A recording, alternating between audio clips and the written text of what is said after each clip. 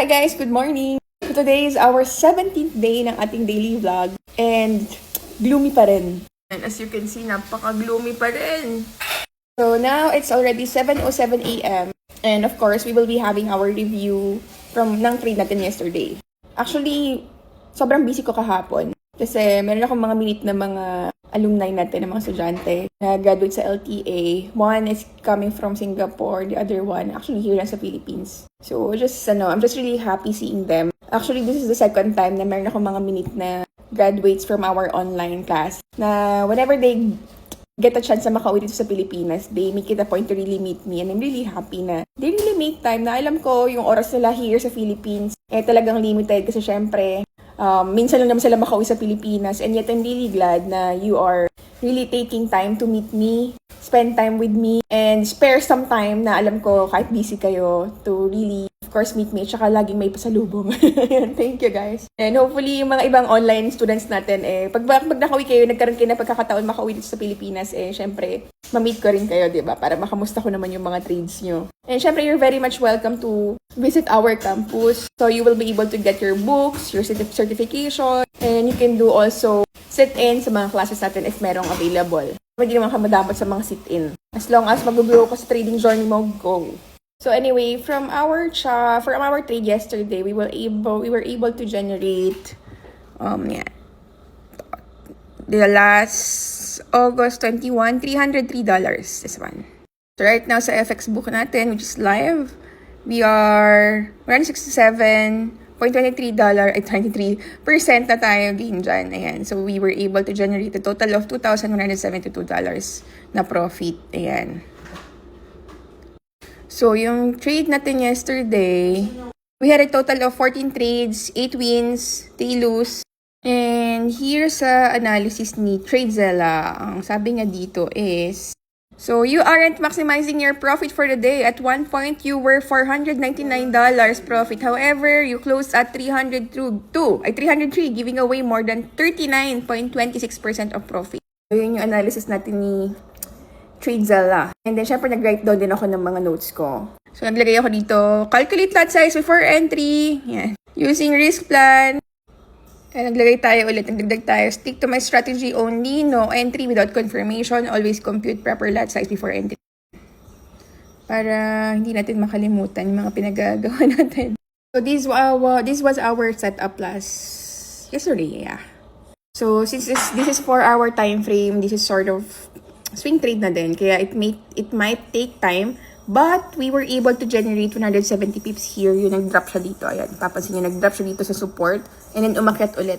So, primarily, merong news. Okay, so log-in tayo dito sa website ng Legendary Trading Academy. You can create an account here. So, dito sa trading tools, merong economic calendar dyan. So, we can check ano ba yung nangyari from yesterday.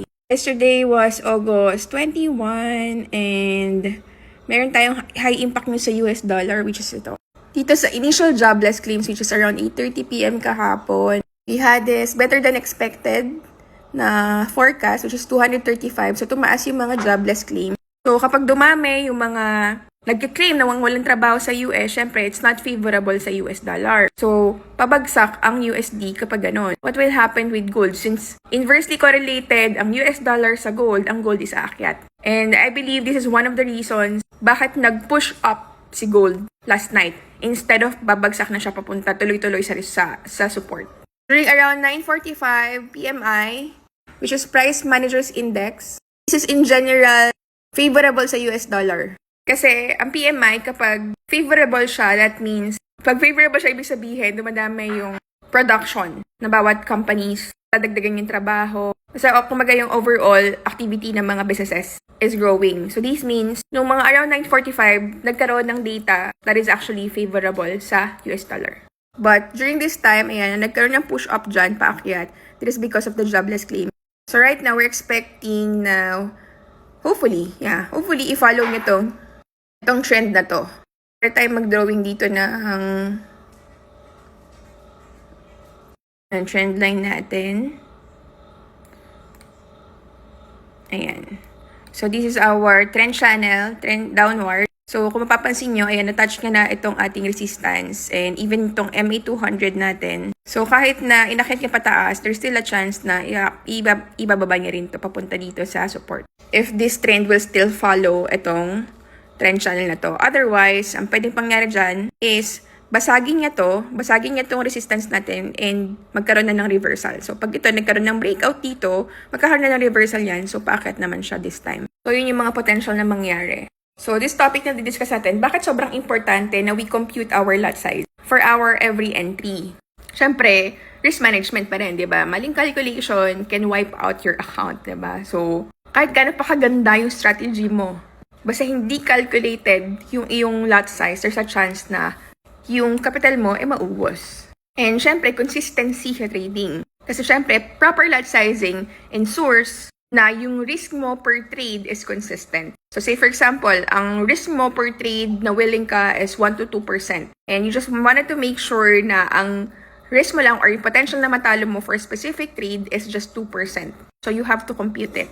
And of course, it will also protect your account.